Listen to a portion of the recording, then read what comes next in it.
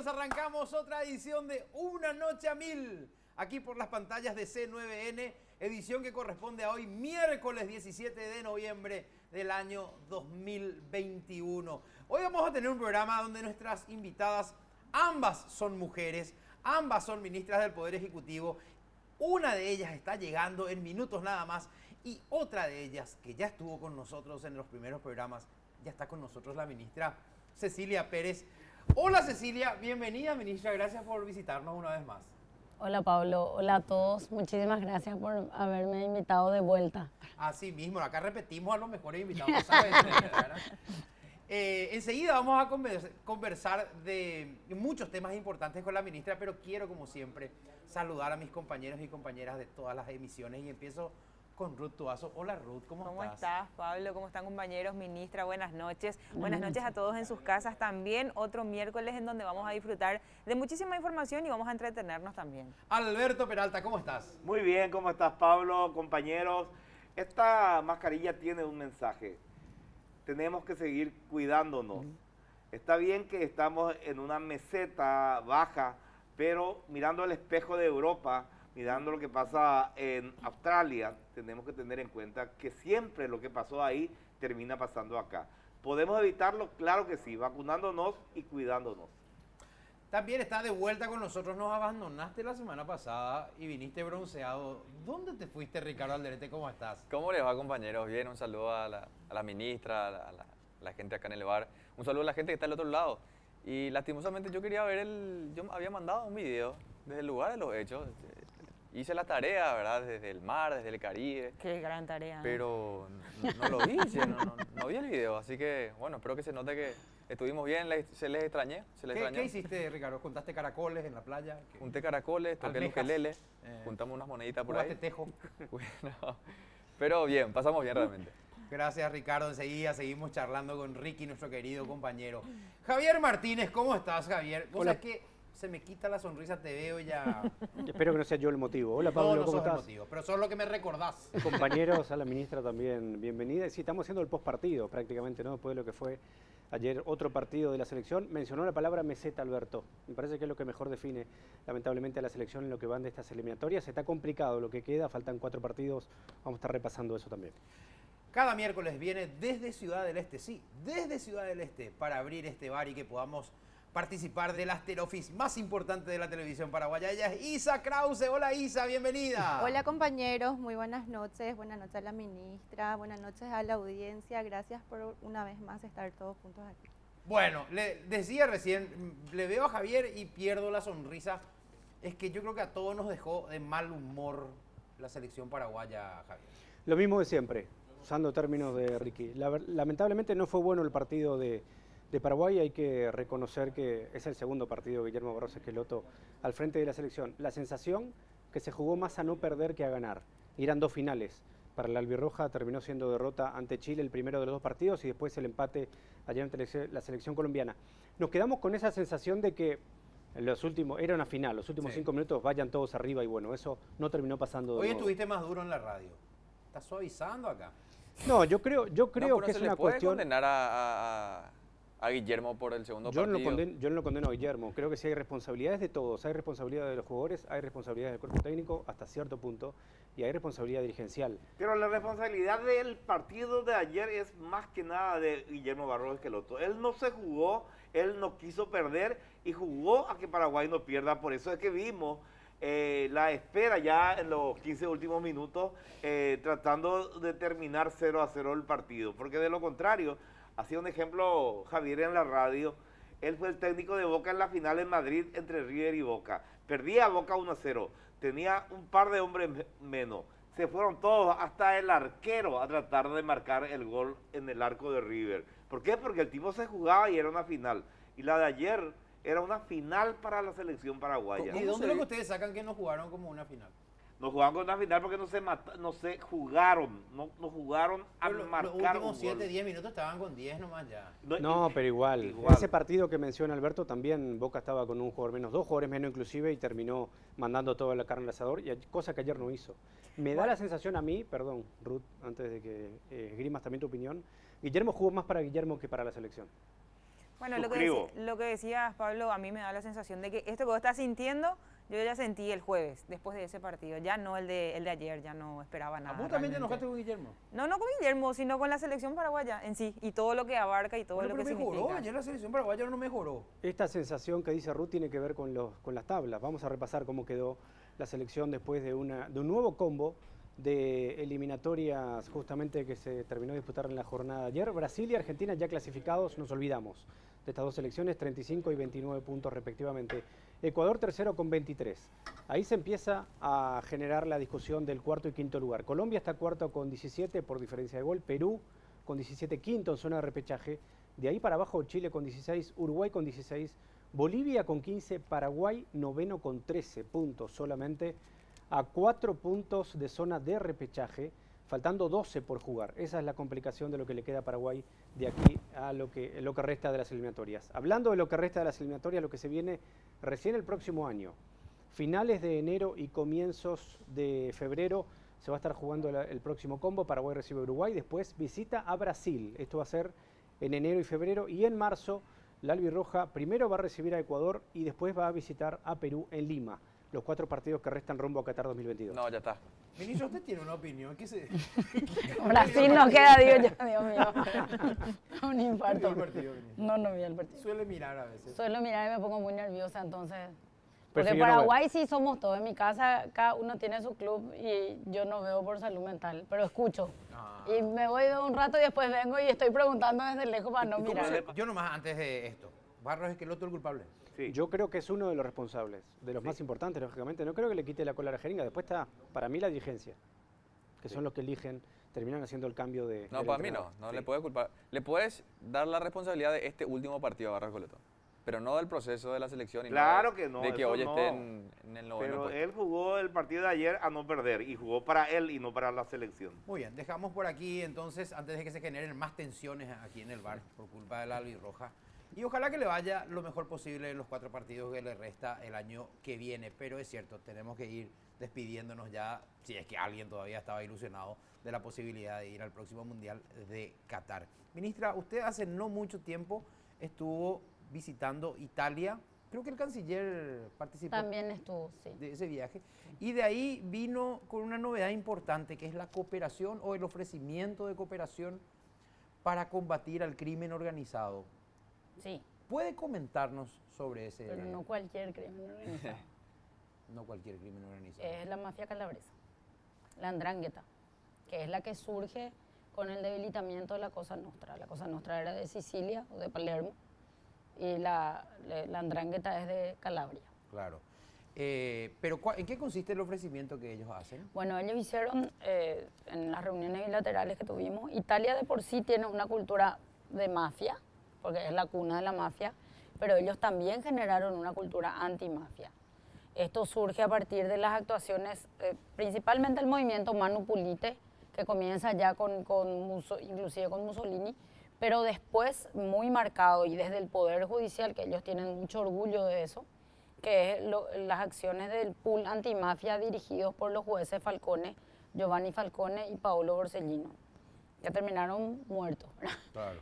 asesinados por la Cosa Nostra, pero ellos fueron los que debilitaron, mandaron presos a 360 miembros de la Cosa Nostra y atacaron, ellos desarrollaron lo que hoy nosotros conocemos como lo que es la financia del crimen organizado. Ellos atacaron la producción financiera y con eso debilitaron, porque cortar las cabezas o apresar a los miembros no era suficiente, porque después surgían otros Claro. miembros y continuaba, pero atacar las finanzas del crimen organizado fue lo que realmente le debilitó a la Cosa Nostra en su momento, y esa cultura antimafia también generó una cultura social del apoyo de la gente. Por eso el 23 de mayo, que es la fecha que se recuerda el aniversario del asesinato de Giovanni Falcone, Italia se paraliza celebrando el Día Mundial Antimafia. ¿Y se apunta a eso acá, ministra, a atacar, digamos, el sistema financiero del crimen organizado en esta cooperación o a qué se apunta acá en Paraguay? Bueno, nosotros son varios frentes, ¿verdad? Sobre todo por la forma en que operan estas mafias. Ellos ya no se quedan en la disputa del territorio, como vemos que pasa en Pedro Juan, que se matan en la calle, en enfrentamientos. lamentablemente hoy tenemos que, y esperemos, ¿verdad? Porque desconozco las circunstancias, pero le asesinaron al presidente del Colegio de Abogados de Coronel Oviedo el día de hoy al mediodía. Y esperemos que no tenga un tinte mafioso, ¿verdad? Pero de cualquier manera ya trepan a otros niveles y se manejan como multinacionales del crimen, como opera una empresa multinacional pero del crimen organizado. Y el trabajo de atacar, Paraguay ya está haciendo con Cenavico, con la Fiscalía, con todos los decomisos que si bien podríamos tener algunos tropiezos, estamos avanzando en eso. Pero además de eso, está todo lo que tiene que ver con la experiencia que ellos tienen de cómo operan estos grupos que tienen sus particularidades y ellos ofrecen eso comenzando por el proyecto de la Interpol, que es de la Interpol italiana, que es una iniciativa del gobierno italiano, que es conocido por sus siglas ICAN, ¿verdad? Interpol Cooperation Against Ndrangheta, o sea, un embate desde la Interpol contra la Ndrangheta. Y eso implica trabajo de identificación de miembros, en cooperación con Interpol, y Paraguay es candidato a ingresar ahora al ICAN porque hay varios países que son miembros, pero no son todos los países. Ministra, ¿y cómo llega Paraguay, digamos, a esa reunión para obtener esa cooperación? ¿Qué límites pasó Paraguay como para decir, no, acá tenemos que intervenir también nosotros? Paraguay surge en las investigaciones que tienen ellos en vínculos con otros grupos que operan en el Paraguay, como el PCC. ¿Y O mafia sea, en italiana? realidad Italia pide la cooperación de Paraguay porque la Ndrangheta está también en conexión con bandas que operan en Paraguay. Italia nos dice inicialmente, nosotros tenemos esta información. Paraguay sale en las investigaciones del vínculo de la Ndrangheta con el PCC y sabemos la presencia del PCC en Paraguay. Nosotros queremos trabajar con ustedes y nosotros cruzamos otra información que ya teníamos y entonces le dijimos, no, nosotros somos los que queremos trabajar con ustedes. Entonces es ahí que surge una convergencia, total apoyo, tanto del Ministerio del Interior como de los Carabinieri, de la Policía Especializada Italiana. Ellos tienen una dirección nacional antimafia, tienen un fiscal nacional antimafia, que es el único fiscal europeo que trata directamente los temas de la mafia, entonces podemos calificarle al fiscal nacional antimafia como el fiscal europeo antimafia, porque ellos también trabajan todos estos esquemas en el contexto del pacto, que es el programa de apoyo de lucha contra el crimen organizado de la Unión Europea para América Latina, con el que nosotros estamos trabajando activamente. Esa cooperación va a incluir, obviamente, una fusión, un intercambio de información, pero también va a requerir cooperación de otro tipo que tendremos que recibir. Claro, nosotros hay un componente importante que el pacto está reviendo en sus estructuras de trabajo y que entra ya en esta cooperación que es de Italia propiamente. Ellos tienen una autoridad nacional anticorrupción que sería no como nosotros que tenemos una secretaría solamente, sino que es una autoridad que se le elige con las mismas reglas que nosotros le elegimos al Contralor, por ejemplo. O sea, es una autoridad independiente, autónoma, que tiene una elección desde el Ejecutivo con un ok del Poder Legislativo, que tiene que tener una mayoría absoluta quien se candidate.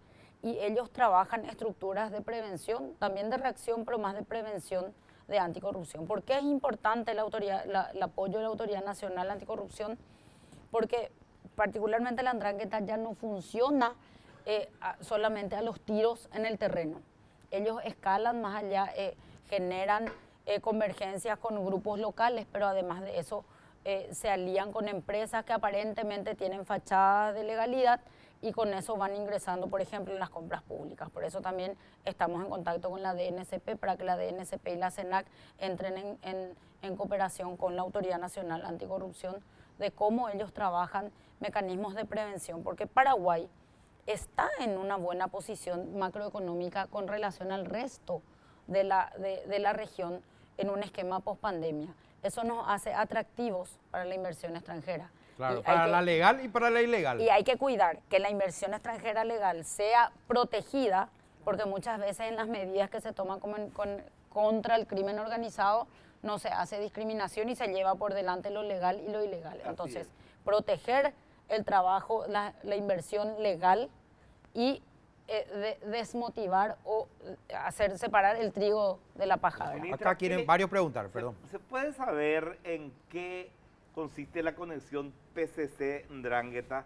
O sea, ¿ellos lavan los activos del PCC o al revés. colaboran con el PCC en algo? Bueno, el problema con la Ndrangheta es que ellos tercerizan el servicio, ¿verdad? Ellos trabajan, no buscan disputarle el territorio a los grupos locales, buscan aliarse con los grupos Contratarle locales. a los grupos locales. Entonces llega un punto en el cual la persona que está operando para ellos capaz que ni sabe que es para ellos, para quienes está operando, ¿verdad? Entonces esa es la estructura difuminada, que es la que tratamos, o sea, que es Italia la que nos va a dar el camino o las líneas para trabajar, tanto ellos para investigar cómo están trabajando acá o si llegaron a trabajar efectivamente acá y cuáles son las convergencias que se encuentran en el camino, no solamente Paraguay, porque del ICANN son miembros, Argentina, Brasil y Uruguay, de lo que es Mercosur solamente nosotros no estamos todavía. De igual forma se puede concluir, ministra, que la mafia italiana ha operado ya durante un buen tiempo dentro del territorio paraguayo. Yo no quisiera adelantar directamente una información como esa, porque eso le van a dar los organismos propios de investigación si tienen o no elementos. Si a ellos les salta como una alarma la repetición constante que sale Paraguay en su investigación. Y en esa alarma ya saltó antes Argentina y Brasil. Que ya son parte del ICANN, que ya son parte. Ministra, combatir estructuras de este tipo requiere instituciones robustas. Y esa ha sido la debilidad del Paraguay. Estas permanentes disputas que tenemos con el tema de la Corte Suprema, la corrupción en los órganos legislativos, también la debilidad institucional para sancionar la corrupción, depende del color de quien comete. O sea, Paraguay todavía tiene una institucionalidad bastante débil. Mejor que en el 89, pero ¿tendrá la fortaleza que se necesita para acometer el combate de una organización tan multinacional como esta? Si pensamos en compartimientos estánicos en la región y de manera solitaria, por supuesto que no, ¿verdad? Nosotros no podemos trabajar sin la cooperación internacional porque los problemas hoy son regionales, el crimen ya es transnacional organizado, ellos no conocen fronteras, ya llegaron al punto de evolucionar para poder expandirse con dinero ilícito, cosa que nosotros no podemos, nosotros no podemos hacer lo mismo. Entonces lo que sí nosotros estamos haciendo y tenemos que seguir haciendo es generar las mismas convergencias que ellos hacen con otros grupos, hacerlo nosotros entre estados y con otras regiones. Por eso es tan importante el pacto en el contexto de Unión Europea para América Latina, porque es un proyecto para América Latina que tiene un pilar penitenciario, un pilar policial y un pilar judicial. Seguinos en las redes sociales, somos Una Noche a Mil en Facebook, Twitter, Instagram y... Facebook, Twitter, Instagram, Ricky. Y YouTube. Y YouTube. Una Noche a Mil. Mil siempre con números. Está con nosotros la ministra Cecilia Pérez y llega Carla Basigalupo. ¿Cómo le va? Bienvenida, ministra. ¿Cómo está, ministra? Bienvenida. Su colega, la ministra. ¿Cómo está? A todo el equipo. ¿Cómo le va, ministra? Buenas Ministra, noches, ¿cómo están? La ministra Buenas noches, Carla Luz, Basigalupo, ¿verdad? ministra Buenas de noches, Trabajo, ¿cómo están? Empleo y Seguridad Social. Toma Así asiento, por es. favor. Un saludo a todo el equipo. Ministra, ¿se va a servir algo para tomar? ¿Qué Agua, quiere por pedir? favor. Agua. Agua. Con Muy eso bien, está Isa le va a traer enseguida. ¿Qué tal, ministra? Gracias por acompañarnos. Estábamos ya en una amena charla con Cecilia Pérez. No sé, o sea, amena, pero también hablando de un tema duro, ¿verdad? Que tiene que ver con el crimen transnacional y los desafíos que tenemos en nuestro país para tratar de mantener a raya, por lo menos, si no se puede eliminar la influencia de esto. Usted también fue ministra de Justicia cuando estaban fusionadas ambas carteras. Así es, Pablo. Yo creo que eso nos une con la... Todavía, ella ya fue ministra. cuando ya era del trabajo. cuando No, ya era- en realidad yo estuve en el Ministerio de Justicia y Sí. Trabajo y yo era directora general jurídica cuando sale la ley y a mí me toca hacer la separación prácticamente cuando estaba la ministra Sheila Beth. Entonces nosotros fuimos aquella administración desafiada por una separación histórica, porque creo que nunca le tocó un divorcio y separación de bienes, como decimos nosotros, a un ministerio. Quiero decir algo, ministra. Sí. Gracias a esto tenemos a dos ministras en este momento, porque si no hubiera hecho la separación, tendríamos a una sola. Una sola, sí. La verdad es que ya no tenía razón de ser que dos carteras tan disímiles como empleo y justicia con las cárceles obviamente estén juntas. Entonces, ahí se hizo la separación y bueno, a mí me tocó después estar como viceministra y luego como ministra. Y bueno, ya hoy en empleo, porque los caminos de Dios son así, porque antes estaban juntos y bueno, me toca ahora esta cartera, que también seguimos trabajando con la ministra de Justicia, puesto que realizamos muchos cursos de capacitación y una tarea importante también dentro de las cárceles y también con los egresados, ¿verdad? Esa tarea de reinserción que de repente no siempre se puede cumplir y el Ministerio de Justicia también con casi rubros inexistentes, ¿verdad, ministra? En materia de reinserción, así que hoy con todo lo que es la capacitación para el trabajo estamos tratando de dar un soporte también importante acá a la ministra y a lo que creemos, ¿verdad? Que es la reinserción social, la recuperación de las personas a través de la capacitación y el trabajo. Bueno, dos ministras del Poder Ejecutivo entonces que nos están acompañando hoy. Temas aparentemente no vinculados, pero yo también pienso que la vitalidad del mundo empresarial, del mundo del trabajo, y si tenemos que agregarle algo, la educación hace que disminuya la gente en los reclusorios, Claro, con los que usted tiene que lidiar todo el tiempo, ministra. y esa es una política real de prevención del delito. Porque si nosotros hacemos un análisis, porque es tan importante el trabajo que hace el Ministerio del Trabajo con nosotros, los motivos que le llevan a las personas a cometer delitos muchas veces son la falta de empleo y la pobreza. Ok. Muy bien. ¿Ustedes tienen hambre? Yo estoy lista, no comí todavía, así que yo estoy lista. Porque enseguida viene la primera ronda, de... Ustedes ya saben. Yo quería consultarte, ministra, ya Sí. que estamos acá, sobre lo que fue la pandemia y lo que tiene que ver con el empleo. ¿Qué cantidad de personas a hoy, podemos decir, ya están volviendo al trabajo de aquel número tan grande que tuvieron que ser suspendidos, por ejemplo? Bueno, muy buena pregunta. Nosotros tuvimos una situación en pandemia muy dura. Realmente yo creo que después del Ministerio de Salud fue el Ministerio del Trabajo uno de los más desafiados en pandemia. Y realmente tuvimos una ola, sin duda, de despidos en el empleo informal y una ola de suspensión de contratos de trabajo en el empleo formal.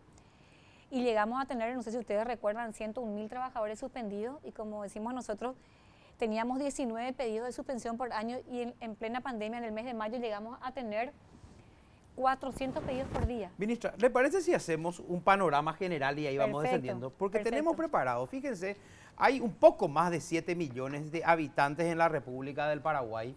De esos, y dicho sea de paso, ministra, usted nos va a ayudar a entender algunas de estas cifras, ¿verdad? Sin problema. De esa cantidad de habitantes, dice, población de 15 años y más, un poco más de 5 millones de personas, Ruth. Sería la población en edad de trabajar, esa, Pablo. Bueno, y después tenemos un poco más de 2 millones que dice población menor a 15 años, obviamente no están en edad de trabajar. Exacto. Concentrémonos a los que tienen más de 15 años, que son más de 5 millones de personas. Dice fuerza de trabajo. Sí. La fuerza de trabajo la conforman las personas que están, digamos, buscando empleo y puede ser que estén ocupadas, puede ser que estén subocupadas o desocupadas, pero están, digamos, permanentemente o buscando empleo, ocupadas o desocupadas. Esa es la fuerza de Bueno, y trabajo. suman más de 3 millones de personas. Después hay una fuerza que dice, digamos, fuera de la fuerza de trabajo, 1 millón, casi 1,5 millones. ¿Quiénes son? Que son personas que no trabajan. Son las personas inactivas, permanentes o circunstanciales. Por ejemplo, las inactivas permanentes son las personas jubiladas, las que no buscan empleo y no trabajan, y las circunstanciales en pandemia, que fue un efecto muy, muy especial de la pandemia, ya que como vos sabés, por las medidas restrictivas, muchísimas personas se quedaron y ya no buscaron empleo, que es uno de los números mejores que tenemos ahora en recuperación. Pero ahí Enseguida vemos. vamos a ver. Perfecto. Bueno, pero en la fuerza de trabajo, donde son 3 millones y medio casi, Sí. ahí tenemos la población que está ocupada, Sí. Son 3.473.116, la desocupada, Sí. que son 242.806. O sea, tenemos el 6.5 de desocupación a hoy. 6.5 de eso es bajísimo, Sí, ministra. hoy está sumamente bajo gracias ya a la recuperación de la economía y del empleo, así es.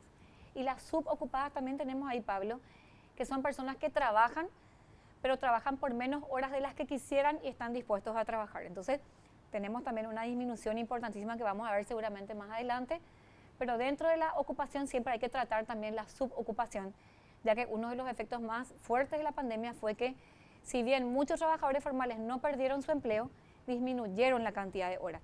Y eso es lo que se recuperó mucho también ya en este tercer trimestre. Bueno, los subocupados, digamos, que trabajan una cierta cantidad de horas, pero pudieran trabajar más, Exacto. son los que se dedican a lo que pueden, ¿verdad? No, en realidad son personas ocupadas. Acordate, Pablo, que nosotros tuvimos, por ejemplo, muchas empresas, MIPYME sobre todo, que ya no podían pagar por 8 horas y que llegaron a un acuerdo con sus trabajadores para trabajar menos horas. Y nosotros mismos aprobábamos esos planes del Ministerio del Trabajo porque era o perder el empleo o quedarme a trabajar, no perder mi trabajo, pero acordar con mi empleador, porque también muchos trabajadores ya querían quedarse también más con su familia. Acordémonos que el tema de las medidas restrictivas hacía que muchos trabajadores también se quieran quedar más tiempo con su familia o no tenían, por ejemplo, centros de cuidado de las mujeres, pues las guarderías se cerraron. Entonces acordaron con sus trabajadores trabajar menos horas, también la suspensión de contrato obviamente fue consensuada.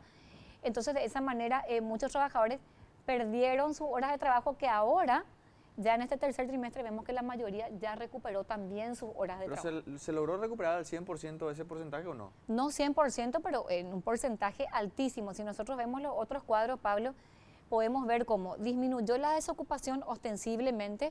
Teníamos una tasa del 8.6% al segundo trimestre, hoy tenemos un 6.5%, imagínense. Estamos hablando de más de 157.000 personas que se sumaron a la ocupación, más de 70.000 personas que salieron del estado de desocupación y la mayoría mujeres. Eso es lo positivo. Fueron las mujeres las que marcaron la diferencia en ocupación, en disminución de la desocupación. En la subocupación tenemos una cantidad de más de 50.000 mujeres que recuperaron. Los centros de cuidado, más que nada, acordémonos que las guarderías y todos los centros de cuidado se cerraron. Pero también la inmunización tuvo que ver con una recuperación de la economía y del empleo. Y otros factores que sin duda ayudaron, por ejemplo, el plan de protección a trabajadores formales con los 4 subsidios, hizo que el empleo formal se sostenga, cosa que no fue menor en tiempos de pandemia. Claro. Pero ya ahora, en este año, en este tercer trimestre, porque no nos tenemos que olvidar que en el segundo trimestre la cosa estaba bastante fea. Habían aumentado los contagios, las muertes, ¿se acuerdan? En este segundo trimestre de este año. En el tercero es donde la inmunización empieza a impactar y ahí la recuperación económica y del empleo sube. Hay un tema no menor, dirían los periodistas deportivos, la diferencia que hay entre, primero, la gestión de los trabajadores, el cuidado a los trabajadores durante la parte más álgida de la pandemia. Es brutal la diferencia de cómo se hizo acá a cómo se hizo en la Argentina o en Brasil, por ejemplo, ¿verdad? En Uruguay más o menos parecido es el esquema con nuestro país. Pero ahora con la recuperación también hay una diferencia notable entre el Paraguay y los otros, y nos lo decimos nosotros, organismos internacionales elogian a Paraguay en ese aspecto. ¿Cómo se consiguió esa flexibilización en la época en que el trabajador tenía que seguir comiendo, el empleador no tenía manera de pagarle el sueldo? ¿Qué es lo que convirtió en éxito esa gestión? Bueno, yo creo que fue una suma de muchos factores y sobre todo yo quiero destacar que la pandemia nos enseñó a trabajar más unidos que nunca con el sector empleador y las centrales obreras. Más que nunca el tripartismo hoy está fuerte, estuvo fuerte en pandemia. Nosotros literalmente salíamos a las 12 de la noche del ministerio, pero porque todo el día manteníamos mesas de trabajo, escuchando, viendo qué podíamos construir. Eso que nosotros hicimos, yo creo que una de las respuestas a tu pregunta es el plan de protección a trabajadores formales. Subsidios con suspensión de contrato. Acuérdense que nosotros no teníamos un seguro de desempleo, como lo tenían otros países que lo que hicieron es aplicar rápidamente el seguro de desempleo en materia de suspensión de contrato. Nosotros no teníamos esa figura. Teníamos que crearla. Inventar un subsidio. Claro, tuvimos que inventar. Entonces, y realmente construimos, ya no, ahora no le queremos nombrar invento porque ya resultó, entonces construimos una medida muy importante que fue el subsidio con suspensión de contrato. Ahí nos desafiamos porque teníamos que crear una plataforma electrónica y un expediente electrónico rápido, porque la suspensión de contrato es un procedimiento establecido en el Código Laboral que nosotros no podíamos hacer así nomás. Lo que hicimos es crear una plataforma electrónica que conecta hasta hoy Ministerio del Trabajo e IPS. Entonces nosotros ingresa el expediente, enviamos ya una aprobación, digamos, a priori o inicial a IPS, IPS ya paga y después nosotros nos quedamos tramitando lo que es el procedimiento de la suspensión como tal para que luego eso no sea anulado ante el Poder Judicial, porque realmente es un procedimiento establecido en el Código. Ese subsidio por suspensión más el subsidio por aislamiento, que ya ayudó a más de 85.000 trabajadores, no es menor, porque los empresarios, ante un trabajador que tenía síntomas, no le podían mandar a su casa y después pagarle el salario, porque sobre todo las MIPYMES ya no tenían esa capacidad para quedarse sin trabajadores y seguir pagando Y salario. ocurría Entonces, muy seguido. claro, ocurría cada rato y con muchísimo. Entonces, el aislamiento, que también lo construimos gracias al aporte de muchos empresarios, lo que hizo es que evite los contagios en los ambientes laborales y le dé un oxígeno a esa empresa que ya no podía, obviamente, sostener a trabajadores sin contraprestación de servicios. Luego, ya por COVID positivo y vulnerabilidad, son 4 subsidios que creamos y eso hizo, a tu pregunta, que el empleo formal se sostenga, porque, ojo, esto era solamente para los trabajadores formales. Con el empleo informal, sí, otras medidas como PUTUBO, la ayuda a las MIPYMES con la ley de emergencia, ustedes saben que también se abarataron los servicios públicos, en fin, una serie de medidas que oxigenaron al empleador formal y hasta el informal, porque sabemos que la economía y el empleo todavía siguen siendo mayoritariamente informal. Ministra, recién vimos el panorama, el pantallazo general. Varias de las cosas que la ministra mencionó en esta parte de la conversación están expresadas en números. Yo quiero invitarles a que sigamos repasando, porque después del sacudón que nos dio la pandemia en todos los ámbitos penitenciarios, laborales, de salud pública, están los números fríos, y los números fríos nos muestran la tormenta que hemos pasado. Justamente parte de lo que usted hablaba, la población fuera de la fuerza del trabajo por año y por trimestre, entre el 2020 y el 2021. Durante el tercer trimestre del 2021, el total aproximado de personas inactivas económicamente fue de 1.489.700 personas, de las cuales alrededor de 33.000 personas estaban disponibles para trabajar, pero no buscaron trabajo por razones relacionadas al COVID. 37.272 personas menos en la inactividad circunstancial en comparación al segundo trimestre de este año. La cantidad de inactivos circunstanciales, entonces, parte de lo que dice también ese plano. Y este gráfico expresa algo que la ministra acaba de decir. La población ocupada por insuficiencia de tiempo, lo que recién explicaban.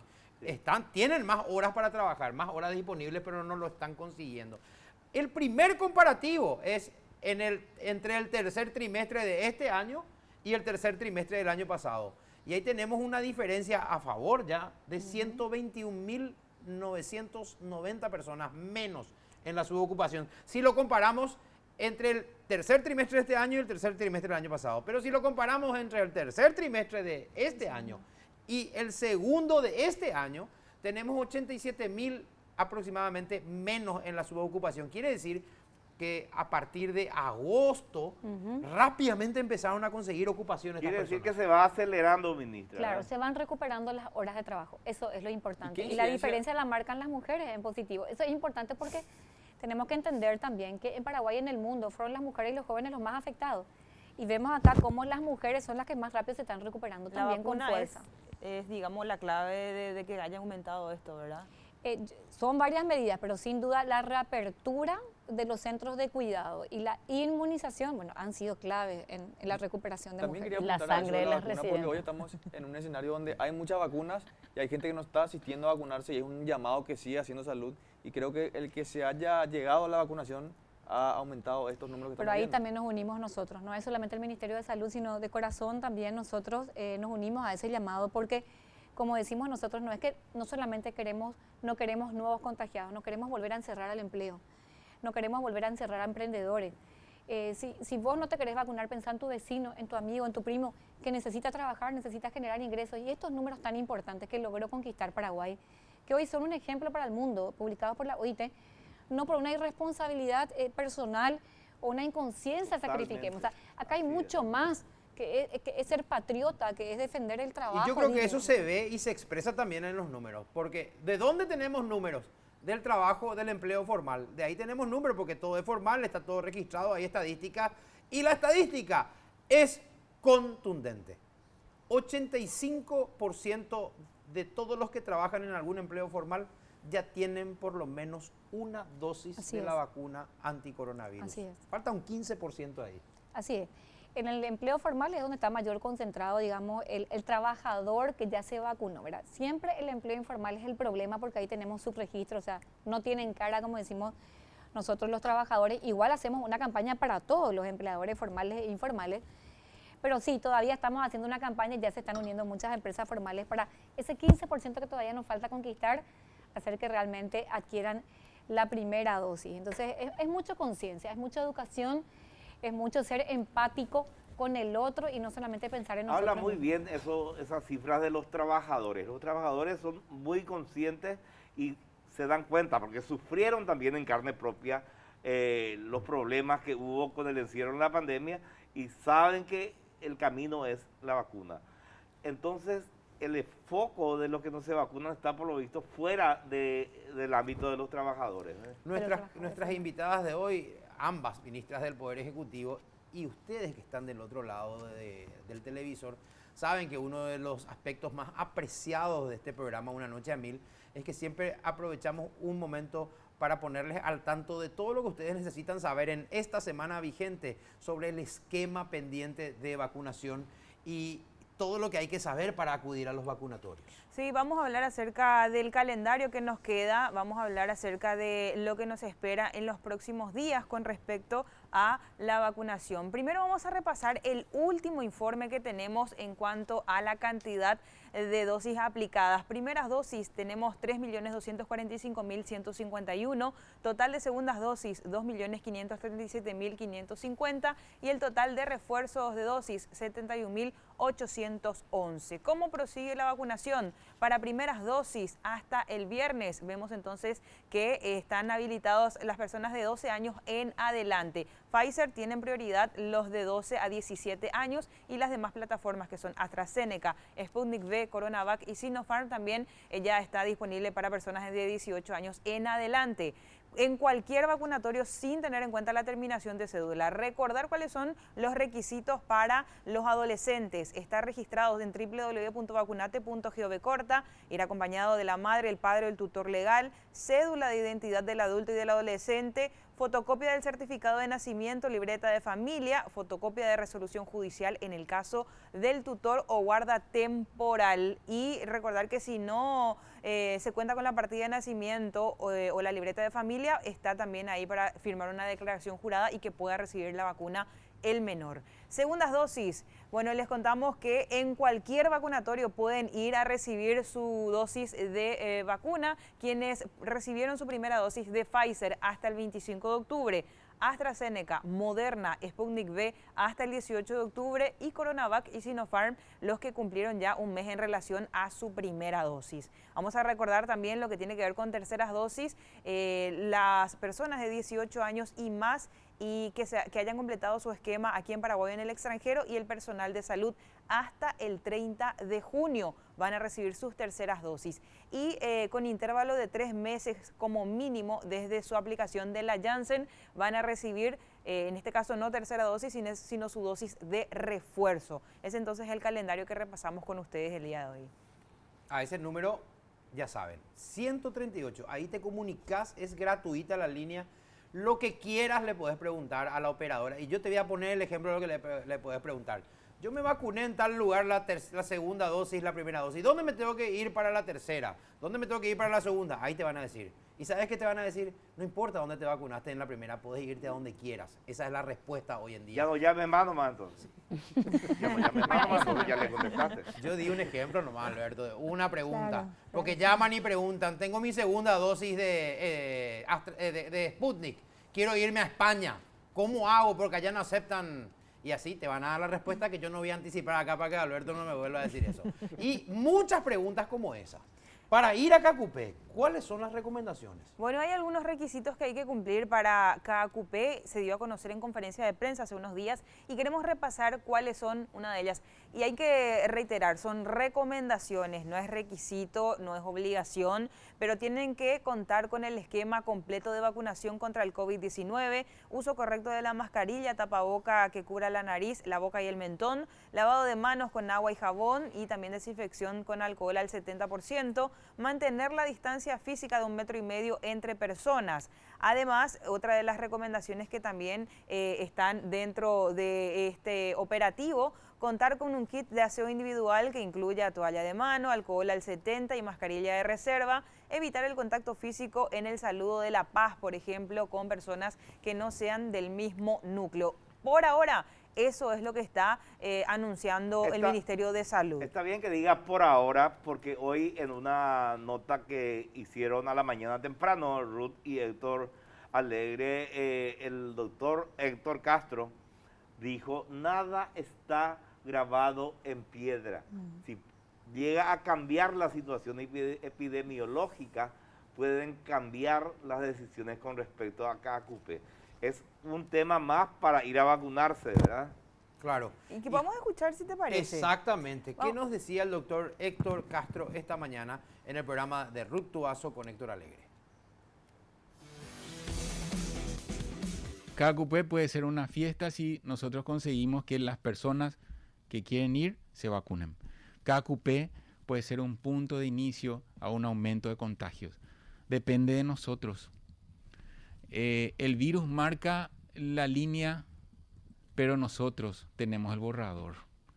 Y para insistir nomás, todo está sujeto, Ruth, a la situación epidemiológica. El protocolo está instalado, pero todo depende de la situación epidemiológica. Nada está tallado en piedra. Nada está tallado en piedra, ¿eh? Y volviendo a uno de los temas que acabamos de ver en las placas, Alberto, vos hiciste notar un detalle. No está, ya va por tercera semana y no sube el número de vacunados. Es una tristeza porque sube muy poco el número de vacunados. Hay 1 millón de vacunas disponibles. Están todas las condiciones para que la gente acuda masivamente en primera, segunda y tercera dosis inclusive, y la gente no acude. Es una cosa terrible porque esto indica que aquella tercera ola que hay ahora en el hemisferio norte, si no tenemos la conciencia de vacunarnos, vamos a tener una réplica acá. Tendríamos que prever, organizar algún tipo de incentivos. ¿Ustedes piensan que funcionaría? ¿Usted qué piensa, ministra? Y a veces parece que hay que invocar la coerción, ¿verdad? Porque la coerción. En este último viaje que yo tuve, en todos los lugares exigían el certificado, el green card de la vacunación para entrar a restaurantes, supermercados, y le pedían a uno que espera afuera si no tenía. Mira, la coerción, dice la ministra. En Europa no hay ninguna sanción si uno no se vacuna, pero usted no puede entrar al restaurante, Claro, no puede entrar al porque hotel, es una decisión no puede entrar de lugares privados. de lugares privados. Claro. ¿Usted piensa lo mismo, ministra? Bueno, yo quiero hacer una acotación porque también mucho en lo laboral se discutió esto, ¿verdad? Nosotros partimos de que el Ministerio de Salud nos establece como obligatoria. Entonces, dentro o en lo laboral no se puede establecer una coerción como tal, ni una sanción ni un despido justificado basado en la no vacunación, si es que salud no establece como obligatoria. Ahora bien, la buena experiencia que tenemos nosotros con empresas es que de motu propio la empresa establece ciertos incentivos para trabajadores, ¿verdad? Por ejemplo, una hora, te retiras una hora antes, te doy un día libre. Por favor. ¿Está escuchando el jefe? ¿Está escuchando el jefe? Bueno, pero Qué buena idea. pero a nosotros nos genera un problema en el sistema penitenciario.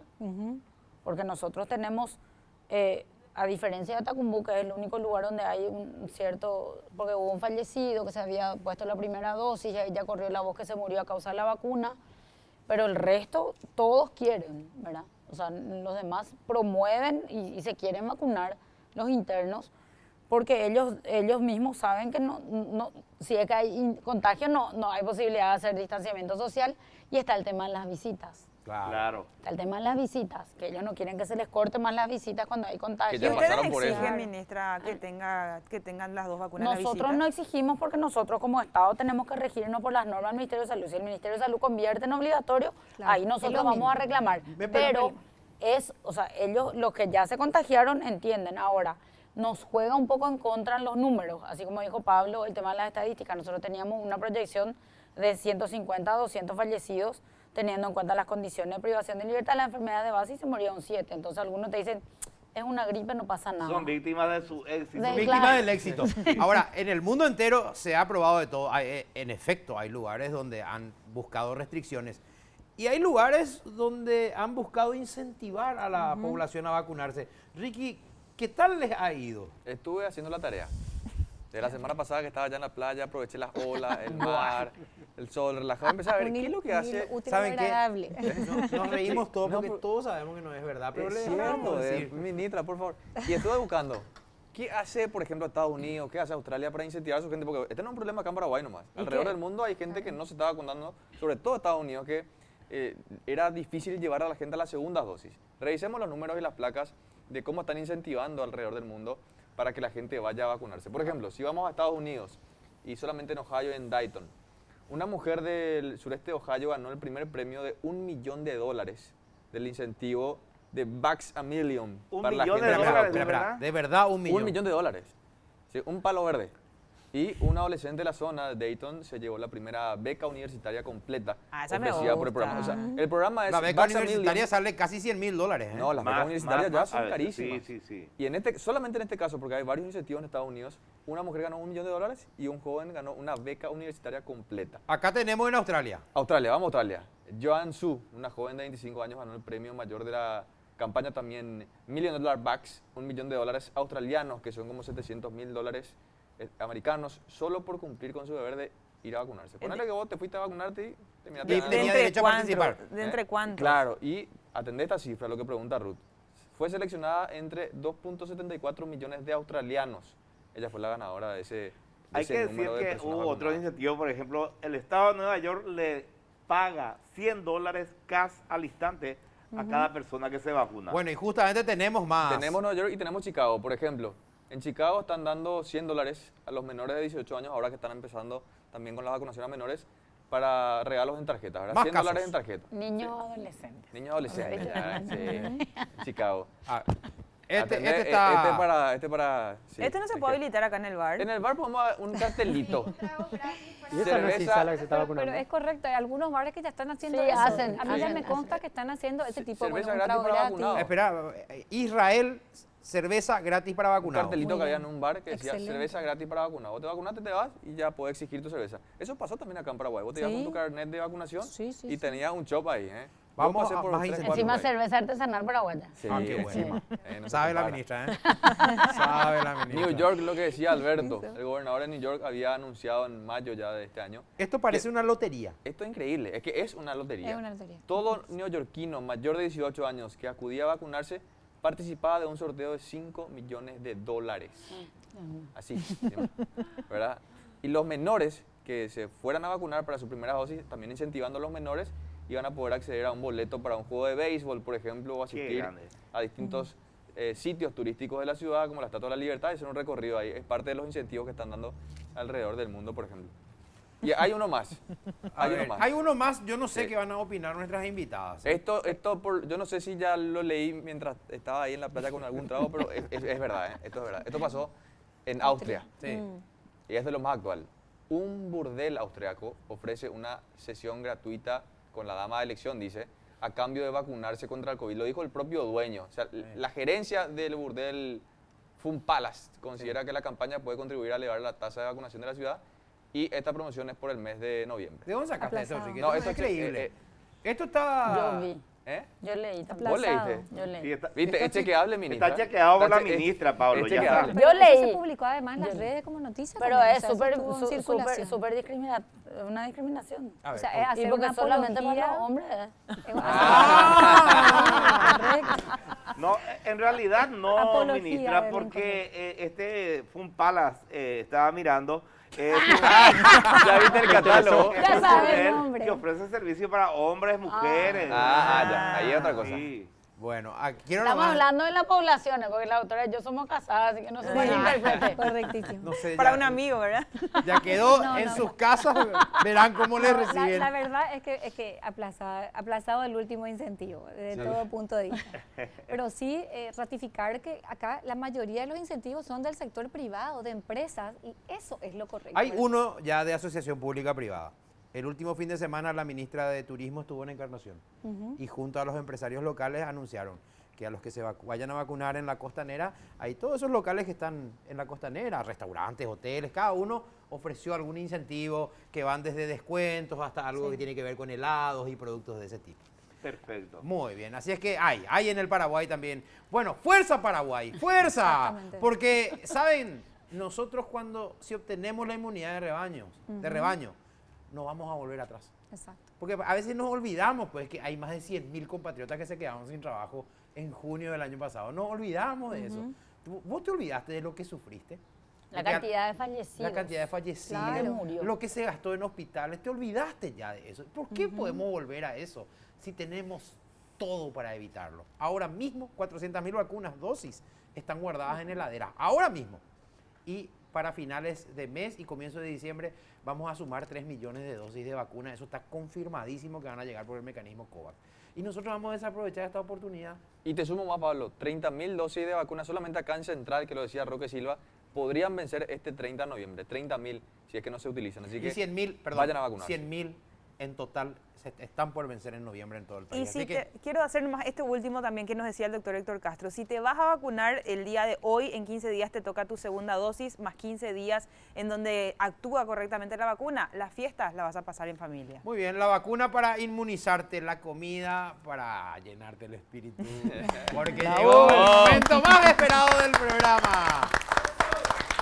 El momento guaraní, el idioma del sabor, que siempre tiene estos complementos, Dios mío, la bandeja que no trae Permiso, Isa. aquí les traigo las delicias de guaraní. Ojo que todo es gratis dietético. para quien se vacunó. Muchas gracias, bien ahí, Presentando carnet de Isa. vacunación. Bueno, te facilita tu día a día, guaraní.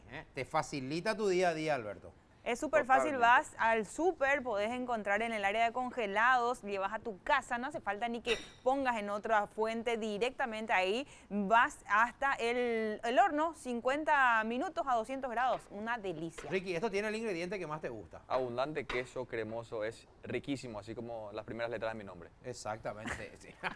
Dios mío. ¿Viste? Sácame de esto, Alberto. Son las que más queso tienen, son deliciosos, tanto la sopa como la chipaguazú.